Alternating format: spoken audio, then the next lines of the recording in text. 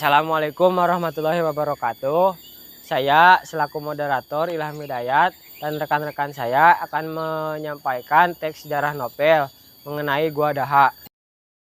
Gua Daha merupakan tempat patilasan Syekh Tubagus Anggariji pada masa penjajahan Belanda yang berlokasi di Kecamatan Sodong Hilir, tepatnya di Kampung Batu Lawang. Gua Daha menjadi salah satu tempat wisata ziarah karena di sekitar gua terdapat makam Syekh Tubagus Anggariji yang berasal dari Banten. Beliau merupakan murid dari Syekh Abdul Muhi pada pemijahan yang menyebarkan agama Islam di wilayah Jawa Barat Selatan.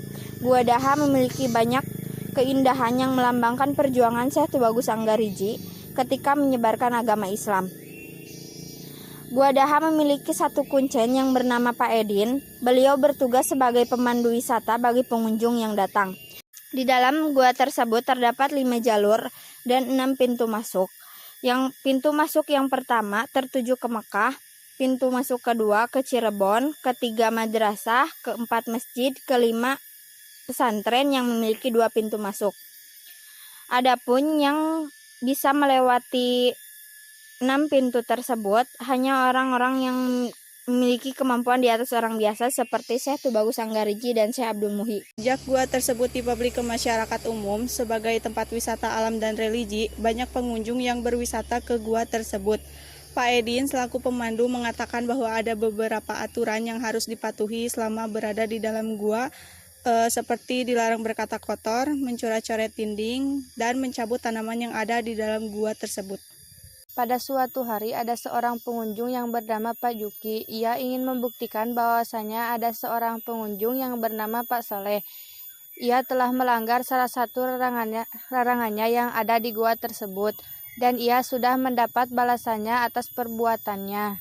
Pak Juki bersikeras ingin membuktikan apa yang dia dengar benar atau tidak, dan beliau pun masuk ke Gua Daha.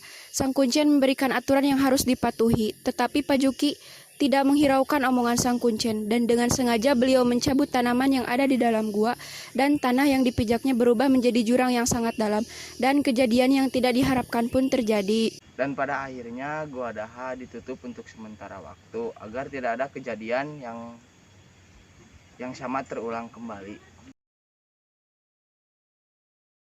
Bakal aya listrik tanyakan ayeuna aya kan. Tah eta buah korma ieu bahkan unyang ngapur itu. Ieu teh panjang Mang Bajel. Panjang. Eta mun dina eta mah 2.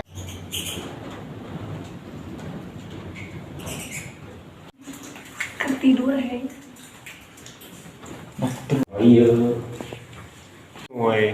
Oh iya teh eta pakaian. Pada ini mah modern pada ini mah. Sekian penyampaian dari kami mengenai Gua Daha. Wassalamualaikum warahmatullahi wabarakatuh.